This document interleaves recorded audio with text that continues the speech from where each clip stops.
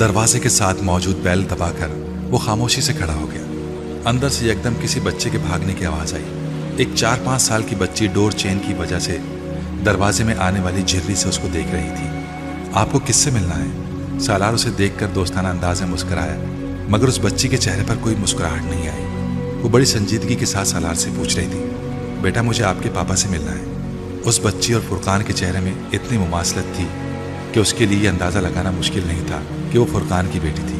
पापा इस वक्त किसी से नहीं मिलते। उसे बड़ी संजीदगी से इत्तला दी गई। मुझसे मिल लेंगे, सालार ने कदर महसूस होते हुए कहा। आपसे क्यों मिल लेंगे? फौरन जवाब आया, क्योंकि मैं उनका दोस्त हूँ। आप उन्हें जाकर बताएं कि सालार अंकल आए हैं तो मुझसे मिल लेंगे। सालार ने मुस्कुराते हुए नरमी से कहा। वो उसकी मुस्कुराहट से मुतासिर नहीं हुई। लेकिन आप मेरे अंकल तो नहीं हैं। सालार को बेइख्तियार हंसी आ गई। आप ना हंसें, वो बेइख्तियार बिगड़ी। सालार पंजों के बल उसके मुकाबिल बैठ गया। अच्छा मैं नहीं हंसता। उसने चेहरे की मुस्कुराहट को छुपाया। आप इस फ्रॉक में बहुत अच्छी लग रही हैं। वो अब कुछ करीब से उसका जायजा लेते हुए बोला। उसकी तारीफ ने दरवाजे की झिर्री में से झांकती हुई मोहतरमा के तासुरात और मूड में कोई तब्दीली नहीं की। लेकिन आप मुझे अच्छे नहीं लगे। उसके जुमले से ज्यादा उसके तासुरात ने सालार को महसूस किया। वो अब कुछ दूर से फ्लैट के अंदर किसी के कदमों की आवाज़ सुन रहा था। कोई दरवाजे की तरफ आ रहा था। क्यों? मैं क्यों नहीं अच्छा लगा? उसने मुस्कुराते हुए इत्मीनान से पूछा। नहीं, बस नहीं अच्छा लगे। उसने नागवारी से गर्दन को झटका। नाम क्या है आपका? वो कुछ देर उसे देखती रही, फिर उसने कहा, इमामा। सालार के चेहरे की मुस्कुराहट गायब हो गई। उसने दरवाजे की झिर्री में से इमामा के अक़ब में फुरकान को देखा। वह इमामा को उठाते हुए दरवाजा खोल रहा था। सालार खड़ा हो गया। फुरकान नहाकर निकला था। उसके बाल गीले और बेतरतीब थे। सालार ने मुस्कुराने की कोशिश की, फौरी तौर पर कामयाब नहीं हो सका। फुरकान ने उससे हाथ मिलाया। मैं तुम्हारा ही इंतजार कर रहा था। वो उसके साथ अंदर जाते हुए बोला। वो दोनों अब ड्राइंग रूम में दाखिल हो रहे थे। इमामा फुरकान की गोद में चढ़ी हुई थी और उसे मुसलसल कान में कुछ बताने की कोशिश कर रही थी, जिसे फुरकान मुसलसल नजरअंदाज कर रहा था। अंकल सालार से मिली हैं आप? फुरकान ने सालार को बैठने का इशारा करते हुए इमामा से पूछा। वो अब खुद भी सोफे पर बैठ रहा था। ये मुझे अच्छे नहीं लगते। उसने बाप तक अपनी नापसंदीदगी पहुंचाई। बहुत बुरी बात है इमामा, ऐसा नहीं कहते। फुरकान ने सरजनिश करने वाले अंदाज में कहा। आप अंकल के पास जाएं और उनसे हाथ मिलाएं। उसने इमामा को नीचे उतार दिया। वो सालार की तरफ जाने के बजाय एकदम भागते हुए बाहर चली गई। हैरानी की बात है कि तुम इसे अच्छे नहीं लगे, वरना इसको मेरा हर दोस्त अच्छा लगता है। आज इसका मूड भी कुछ ऑफ है। फुरकान ने मुस्कुराते हुए वजाहत की। ये नाम का असर है। मुझे हैरानी होती अगर मैं इसे अच्छा लगता, सालार ने सोचा। चाय पीते हुए दोनों आपस में बातें कर रहे थे। बातों के दौरान सालार ने उससे कहा, 1-2 हफ्ते तक तुम लोगों की डिस्पेंसरी में डॉक्टर आ जाएगा। उसने सरसरी अंदाज में कहा। ये तो बहुत अच्छी खबर है। फुरकान एकदम खुश हुआ। और इस बार वो डॉक्टर वहां रहेगा। अगर ना रहे तो मुझे बताना। मेरी समझ में नहीं आता तुम्हारा शुक्रिया अदा कैसे करूं। डिस्पेंसरी में एक डॉक्टर की दस्तयाबी सबसे बड़ा मसला रहा है। इसकी जरूरत नहीं है। वो रुका। वहां जाने से पहले मुझे ये तवक्को नहीं थी कि तुम और तुम्हारी फैमिली इस काम को इस स्केल पर और इतने ऑर्गेनाइज्ड अंदाज में कर रहे हो। मैं तो तुम लोगों के काम से दरहकीकत बहुत मुतासिर हुआ और मेरी ऑफर भी वही है। मैं इस प्रोजेक्ट के सिलसिले में तुम्हारी मदद करना चाहूँगा। उसने संजीदगी से फुरकान से कहा, सालार मैंने तुमसे पहले भी कहा है, मैं चाहूँगा कि तुम इसी तरह का कोई प्रोजेक्ट वहाँ किसी दूसरे गाँव में शुरू करो। तुम्हारे पास मुझसे ज़्यादा ज़राए हैं और तुम मुझसे ज़्यादा अच्छे तरीके से ये प्रोजेक्ट चला सकते हो। मैंने तुमसे पहले भी कहा था, मेरा मसला वक्त है। मैं तुम्हारे जितना वक्त नहीं दे सकता और फिर मैं पाकिस्तान में भी नहीं रह सकता। तुम्हारी तरह मेरे फैमिली मेंबर्स भी इस मामले में मेरी मदद नहीं कर सकते। सालार ने अपना मसला बताया। चलो इस पर बाद में बात करेंगे। अभी तुम चाय पियो, फिर मैं तुम्हें अपने साथ लेकर जाऊंगा। फुरकान ने मौजू बदलते हुए कहा। कहाँ? ये तो मैं तुम्हें रास्ते में ही बताऊंगा। वो अजीब अंदाज में मुस्कुराया। मैं वहां जाकर क्या करूंगा? सालार ने गाड़ी में बैठे हुए फुरकान से पूछा। वही जो मैं करता हूँ। वो सिग्नल पर गाड़ी रोकते हुए बोला। और तुम वहां क्या करते हो? ये तुम वहां पहुंच कर देख लेना। फुरकान उसे किसी डॉक्टर सिब्त अली के पास लेकर जा रहा था, जिसके पास वो खुद भी जाया करता था। वो कोई मजहबी आलिम थे और सालार को मजहबी उलमा से कोई दिलचस्पी नहीं थी। वो पिछले चंद सालों में इतने मजहबी उलमा के असली चेहरे देख चुका था कि अब मजीद उन जगहों पर वक्त ज़ाया नहीं करना चाहता था। फ्रैंकली स्पीकिंग फुरकान, मैं इस टाइप का हूँ नहीं जिस टाइप का तुम मुझे समझ रहे हो। उसने कुछ देर खामोश रहने के बाद फुरकान को मुखातिब किया। किस टाइप के? फुरकान ने गर्दन मोड़कर उसे देखा। यही पीरी मुरीदी या बैत वगैरह, या जो भी तुम समझ लो। उसने कदरे साफ गोई से कहा। इसीलिए तो मैं तुम्हें वहां ले जा रहा हूं। तुम्हें मदद की जरूरत है। सालार ने चौंक कर उसे देखा। वो सड़क को देख रहा था। कैसी मदद? اگر کوئی حافظ قرآن رات کو ایک پارہ پڑھے اور پھر بھی نیند لانے کے لیے اسے نیند کی گولیاں کھانی پڑے تو پھر کہیں نہ کہیں کچھ غلط ضرور ہے۔ کئی سال مجھے بھی ایک بار بہت ڈپریشن ہوا تھا، میرا ذہن بھی بہت الجھ گیا تھا۔ پھر کوئی مجھے ڈاکٹر صاحب کے پاس لے کر گیا تھا۔ 8-10 سال ہو گئے مجھے اب وہاں جاتے ہوئے۔ تم سے مل کر مجھے احساس ہوا کہ تمہیں بھی میری طرح کسی کی مدد کی ضرورت ہے، رہنمائی کی ضرورت ہے۔ فرقان نے نرم لہجے میں کہا، تم کیوں میری مدد کرنا چاہتے ہو؟ کیونکہ دین کہتا ہے کہ تم میرے بھائی ہو، اس نے موڑتے ہوئے کہا۔ سالار نے گردن سیدھی کر لی۔ وہ اس سے مزید کیا پوچھتا، اسے مذہبی علماء سے کوئی دلچسپی نہیں تھی۔ ہر عالم اپنے فرقے کی تعریف میں زمین و آسمان کے قلابے ملانے میں ماہر تھا۔ ہر عالم کو اپنے علم پر غرور تھا۔ ہر عالم کا لب لباب یہی ہوتا تھا، میں اچھا ہوں، باقی سب برے ہیں، میں کامل ہوں، باقی سب نامکمل ہیں۔ ہر عالم کو دیکھ کر لگتا کہ اس نے علم کتابوں سے نہیں، براہ راست وحی کے ذریعے حاصل کیا ہے، جس میں غلطی کا کوئی امکان ہی نہیں ہے۔ اس نے آج تک ایسا عالم نہیں دیکھا تھا جو اپنے اوپر تنقید سنے اور برداشت بھی کرے۔ سالار خود اہل سنت مسلک سے تعلق رکھتا تھا، مگر جو آخری چیز وہ کسی سے ڈسکس کرنا چاہتا تھا وہ مسلک اور فرقہ تھا، اور ان مذہبی علماء کے پاس ڈسکس کرنے کے لیے سب سے پہلی چیز مسلک اور فرقہ ہی تھا۔ ان علماء کے پاس جاتے جاتے وہ رفتہ رفتہ ان سے برگشتہ ہو گیا تھا۔ ان کی پوٹلی میں صرف علم بھرا ہوا تھا، عمل نہیں۔ وہ غیبت ایک گناہ پر لمبا چوڑا لیکچر دیتے، قرآنی آیات اور احادیث کے حوالے دیتے، اور اگلی ہی سانس میں وہ اپنے کسی ہم اثر عالم کا نام لے کر اس کا مذاق اڑاتے، اس کی علمی جہالت کو ثابت کرنے کی کوشش کرتے۔ وہ اپنے پاس آنے والے ہر ایک کا پورا بایو ڈیٹا جانتے، اور پھر اگر وہ بایو ڈیٹا ان کے کام کا ہوتا تو مطالبوں اور سفارشوں کا ایک لمبا سلسلہ شروع ہو جاتا، اور اس بایو ڈیٹا کو اپنے پاس آنے والوں کو متاثر کرنے کے لیے بھی استعمال کرتے کہ ان کے پاس کس وقت کون آیا تھا، کس طرح کون ان کے علم سے فیض یاب ہوا تھا، کون بڑا آدمی ہر وقت ان کی جوتیاں سیدھی کرتے رہنے کو تیار رہتا ہے، کس نے انہیں گھر بلایا اور کس طرح خدمت کی۔ وہ اب تک جن عالموں کے پاس ایک بار گیا تھا دوبارہ نہیں گیا، اور اب فرقان اسے پھر ایک عالم کے پاس لے جا رہا تھا۔ وہ شہر کے اچھے علاقوں میں سے ایک میں جا پہنچے تھے۔ وہ علاقہ اچھا تھا مگر بہت پوش نہیں تھا۔ اس سڑک پر پہلے ہی بہت سی گاڑیاں کھڑی تھیں۔ فرقان نے بھی ایک مناسب جگہ پر گاڑی سڑک کے کنارے پارک کر دی۔ پھر وہ گاڑی سے نیچے اتر گیا۔ سالار نے اس کی پیروی کی۔ 3-4 منٹ چلتے رہنے کے بعد وہ ان بینگلوز میں سے ایک نسبتاً سادہ مگر پروقار اور چھوٹے بینگلو کے سامنے پہنچ گئے۔ نیم پلیٹ پر ڈاکٹر سید سبت علی کا نام تحریر تھا۔ فرقان بلا جھجک اندر داخل ہو گیا۔ سالار نے اس کی پیروی کی۔ بنگلے کے اندر موجود چھوٹے سے لان میں ایک مالی اپنے کام میں مصروف تھا۔ فرقان نے پورچ میں ایک ملازم کے ساتھ دعا سلام کا تبادلہ کیا، پھر وہ مزید کچھ آگے چلتا ہوا ایک دروازے کے سامنے پہنچ کر رک گیا۔ وہاں اس نے اپنا جوتا اتار دیا۔ وہاں پہلے ہی بہت سے جوتے پڑے تھے۔ اندر سے باتوں کی آواز سنائی دے رہی تھی۔ سالار نے بھی دیکھا دیکھی اپنے جوتے اتار دیے۔ سالار نے ایک قدم اس کے پیچھے اندر رکھتے ہوئے ایک ہی نظر میں پورے کمرے کا جائزہ لے لیا۔ وہ ایک کشادہ کمرے میں تھا جس کے فرش پر کارپیٹ بچھا ہوا تھا اور بہت سے فلو کشنز بھی پڑے ہوئے تھے۔ کمرے میں فرنیچر کے نام پر صرف چند معمولی سی چیزیں تھیں۔ دیواروں پر کچھ قرآنی آیات کیلیگرافی کی صورت میں لگی ہوئی تھیں۔ کمرے میں 20-25 کے قریب مرد موجود تھے جو آپس میں گفتگو میں مصروف تھے۔ فرقان نے اندر داخل ہوتے ہی بلند آواز میں سلام کیا اور پھر چند لوگوں کے ساتھ کچھ خیر مقدمی کلمات کا تبادلہ کیا۔ پھر وہ ایک خالی کونے میں بیٹھ گیا۔ ڈاکٹر سید سبت علی کہاں ہے؟ سالار نے اس کے قریب بیٹھتے ہوئے مدھم آواز سے پوچھا۔ 8 بجتے ہی وہ اندر آ جائیں گے، ابھی تو صرف 7:25 ہوئے ہیں، فرقان نے اس سے کہا۔ سالار گردن ہلا کر کمرے میں بیٹھے ہوئے لوگوں کا جائزہ لینے لگا۔ وہاں ہر عمر کے افراد تھے، چند ٹین ایجز لڑکے، اس کے ہم عمر افراد، فرقان کی عمر کے لوگ، ادھیڑ عمر اور کچھ عمر رسیدہ بھی۔ فرقان اپنی دائیں طرف بیٹھے کسی آدمی کے ساتھ مصروف گفتگو تھا۔ ٹھیک 8 بجے اس نے 60-65 سال کے ایک آدمی کو اندرونی دروازہ کھول کر کمرے میں داخل ہوتے دیکھا۔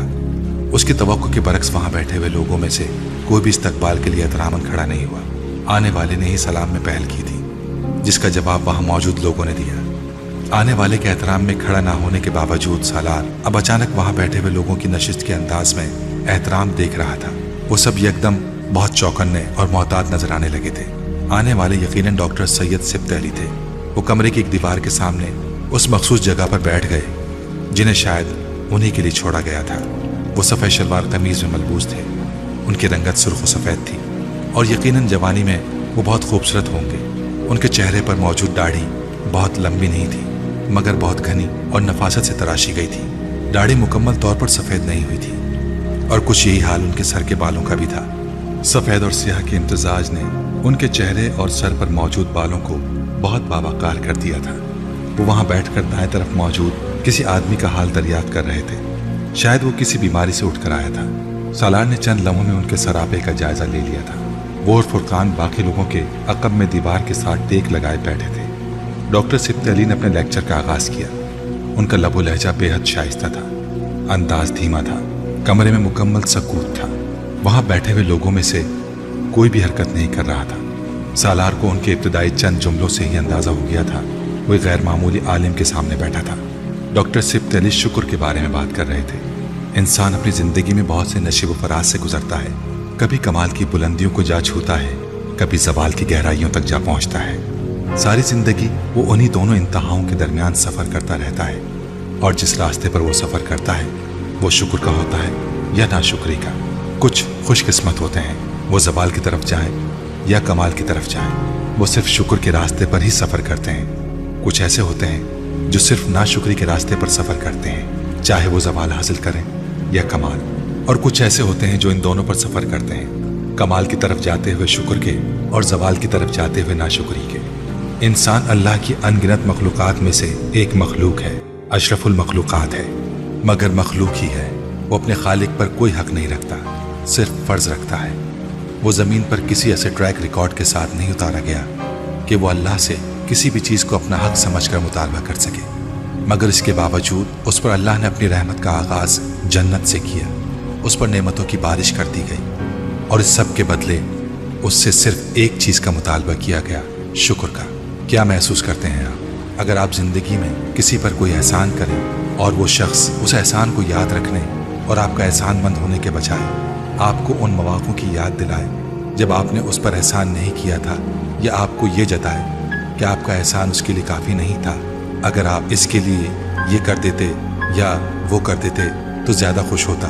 کیا کریں گے آپ ایسے شخص کے ساتھ؟ دوبارہ احسان کرنا تو ایک طرف، آپ تو شاید اسے تعلق رکھنا بھی پسند نہیں کریں گے۔ ہم اللہ کے ساتھ یہی کرتے ہیں، اس کی نعمتوں اور رحمتوں پر اس کا شکر ادا کرنے کے بجائے ہم ان چیزوں کے نہ ملنے پر کڑتے رہتے ہیں جنہیں ہم حاصل کرنا چاہتے ہیں۔ اللہ پھر بھی رحیم ہے، وہ ہم پر اپنی نعمتیں نازل کرتا رہتا ہے۔ ان کی تعداد میں ہمارے اعمال کے مطابق کمی بیشی کرتا رہتا ہے، مگر ان کا سلسلہ کبھی بھی مکمل طور پر منقطع نہیں کرتا۔ سالار پل کے جھپکائے بغیر ان کا چہرہ دیکھ رہا تھا۔ شکر ادا نہ کرنا بھی ایک بیماری ہے، ایسی بیماری جو ہمارے دلوں کو روز بروز کشادگی سے تنگی کی طرف لے جاتی ہے، جو ہماری زبان پر شکوے کے علاوہ اور کچھ نہیں آنے دیتی۔ اگر ہمیں اللہ کا شکر ادا کرنے کی عادت نہ ہو تو ہمیں انسانوں کا شکریہ ادا کرنے کی بھی عادت نہیں پڑتی۔ اگر ہمیں خالق کے احسانوں کو یاد رکھنے کی عادت نہ ہو تو ہم کسی مخلوق کے احسان کو بھی یاد رکھنے کی عادت نہیں سیکھتے۔ سالار نے اپنی آنکھیں بند کر لی۔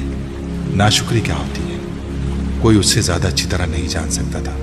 اس نے ایک بار پھر آنکھیں کھول کر ڈاکٹر سید سبط علی کو دیکھا۔ پورے 1 گھنٹے بعد انہوں نے اپنا لیکچر ختم کیا۔ کچھ لوگوں نے ان سے سوال کیے، پھر لوگ باری باری اٹھ کر جانے لگے۔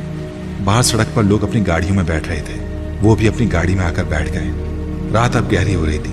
سالار کے کانوں میں ابھی بھی ڈاکٹر سبط علی کی باتیں گونج رہی تھیں۔ فرقان گاڑی سٹارٹ کر کے واپسی کا سفر شروع کر چکا تھا۔ 7 دن پہلے وہ فرقان نامی کسی شخص سے واقف نہیں تھا، اور 7 دن میں اس نے اس کے ساتھ تعلقات کی بہت سی سیڑھیاں طے کر لی تھیں۔ اسے حیرت تھی، وہ لوگوں کا عادی نہیں تھا۔ کچھ تعلقات اور روابط اوپر کہیں طے کیے جاتے ہیں، کس وقت، کون کسے کہاں کس سے ملے گا اور زندگی میں کیا تبدیلی لے آئے گا، یہ سب۔ وہ صرف 1 دن کے لیے لاہور آیا تھا، مگر وہ پاکستان میں اپنے قیام کے باقی دن اسلام آباد کے بجائے لاہور ہی میں رہا، اور باقی کے دن وہ ہر روز فرقان کے ساتھ ڈاکٹر سید سبط علی کے پاس جاتا رہا۔ وہ 1 دن بھی ان سے براہ راست نہیں ملا، صرف ان کا لیکچر سنتا اور اٹھ کر آ جاتا۔ ڈاکٹر سبط علی کی زندگی کا بڑا حصہ مختلف یورپی ممالک کی یونیورسٹیز میں اسلامک اسٹڈیز اور اسلامک ہسٹری کی تعلیم دیتے گزرا تھا۔ پچھلے 10-12 سال سے وہ پاکستان میں یہاں کی ایک یونیورسٹی سے وابستہ تھے، اور فرقان تقریباً اتنے ہی عرصے سے انہیں جانتا تھا۔ جس دن اسے لاہور سے اسلام آباد اور پھر وہاں سے واپس واشنگٹن جانا تھا، اس رات پہلی بار وہ لیکچر ختم ہونے کے بعد فرقان کے ساتھ وہاں ٹھہر گیا۔ باری باری تمام لوگ کمرے سے نکل رہے تھے۔ ڈاکٹر سبط علی کھڑے تھے اور کچھ لوگوں سے الوداعی مسافہ کر رہے تھے۔ فرقان اس کے ساتھ ڈاکٹر سبط علی کی طرف بڑھ آیا۔ ڈاکٹر سبط علی کے چہرے پر فرقان کو دیکھ کر مسکراہٹ نمودار ہوئی۔ وہ کمرے میں موجود آخری آدمی کو رخصت کر رہے تھے۔ کیسے ہیں آپ فرقان صاحب؟ انہوں نے فرقان کو مخاطب کیا۔ बड़े दिनों के बाद रुके आप यहाँ पे। फुरकान ने कोई वजाहत दी, फिर सालार का तारुफ करवाया। ये सालार सिकंदर है, मेरे दोस्त। सालार ने अपना नाम सुनने पर उन्हें एकदम चौंकते देखा। फिर वो कुछ हैरान हुए, मगर अगले ही लम्हे उनके चेहरे पर एक बार फिर पहले वाली मुस्कुराहट थी। फुरकान अब उसका तफसीली तारुफ करवा रहा था। आइए बैठिए। डॉक्टर सिब्त अली ने फर्शी नशिस्त की तरफ इशारा करते हुए कहा। फुरकान और वो उनसे कुछ फासले पर बैठ गए। वो फुरकान के साथ उसके प्रोजेक्ट के हवाले से बात कर रहे थे। सालार खामोशी से बारी बारी उन दोनों के चेहरों को देखता रहा।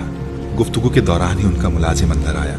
उन्होंने उसे खाना लाने के लिए कहा। मुलाजिम ने उस कमरे में दस्तरखान बिछाकर खाना लगा दिया। फुरकान यकीनन पहले भी वहाँ कई बार खाना खाता रहा था। जब वो हाथ धोकर खाना खाने के लिए वापस कमरे में पहुंचा और दस्तरखान पर बैठा तो डॉक्टर सिब्त अली ने अचानक उसे मुखातिब किया।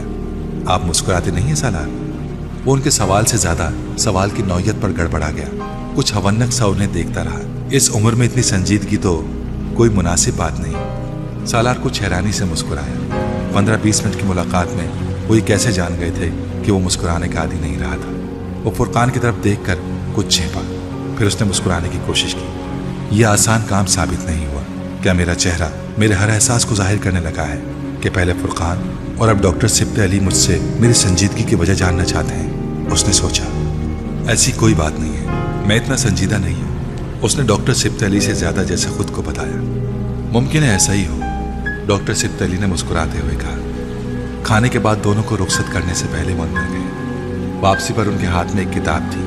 वो किताब उन्होंने सालार की तरफ बढ़ा दी। आपका ताल्लुक माशियात से है। कुछ अरसे पहले मैंने इस्लामी इक़्तिसादियात के बारे में ये किताब लिखी है। मुझे खुशी होगी अगर आप इसे पढ़ें, ताकि आपको इस्लामी इक़्तिसादी निज़ाम के बारे में भी कुछ वाक़फ़ियत हासिल हो। सालार ने किताब उनके हाथों से पकड़ ली। किताब पर नज़र डालते हुए उसने मध्यम आवाज़ में डॉक्टर सिब्त अली से कहा, मैं वापस जाकर भी आपसे राब्ता रखना चाहता हूँ। मैं आपसे सिर्फ इक़्तिसादियात के बारे में नहीं सीखना चाहता, और भी बहुत कुछ जानना चाहता हूँ। डॉक्टर सिब्त अली ने नरमी से उसका कंधा थपथपाया। डॉक्टर सिब्त अली साहब के पास जितने लोग भी आते वो किसी न किसी हवाले से कम्युनिटी वर्क से वाबस्ता हैं। कुछ पहले ही इस काम में इन्वॉल्व होते हैं और जो पहले नहीं होते वो बाद में हो जाते हैं। डॉक्टर सिब्त अली से पहली मुलाकात के बाद फुरकान ने उसे बताया, उनके पास आने वाले ज़्यादातर लोग बहुत क्वालिफाइड हैं, बड़े बड़े इदारों से वाबस्ता हैं। मैं भी इत्तफाकन ही उनके पास जाना शुरू हुआ। लंदन में एक बार उनका लेक्चर सुनने का इत्तफाक हुआ। फिर पाकिस्तान आने पर एक दोस्त के तवस्सुत से उनसे मिलने का मौका मिला, और उसके बाद से मैं उनके पास जा रहा हूँ। और मुझे महसूस होता है कि ज़िंदगी के बारे में मेरे नज़रियात पहले की निस्बत अब बहुत साफ और वाज़ेह हैं। ज़हनी तौर पर भी मैं पहले की निस्बत अब ज़्यादा मजबूत हो गया हूँ। तुम इस प्रोजेक्ट के बारे में पूछ रहे थे। इस प्रोजेक्ट में मेरी बहुत ज़्यादा मदद डॉक्टर सिब्त अली के पास आने वाले लोगों ने भी की। बहुत सारी सहूलियात इन्हीं लोगों ने फराहम की। और मैं यहाँ इस किस्म के प्रोजेक्ट पर काम करने वाला वाहिद नहीं हूँ, और हम एक दूसरे की मदद भी करते हैं। इस मदद की नौयत मुख्तलिफ होती है, मगर मकसद एक ही होता है, हम इस मुल्क को तब्दील करना चाहते हैं। सालार ने इस आखिरी जुमले पर अजीब नज़रों से उसे देखा। ये इतना आसान तो नहीं है। हम जानते हैं ये आसान काम नहीं है।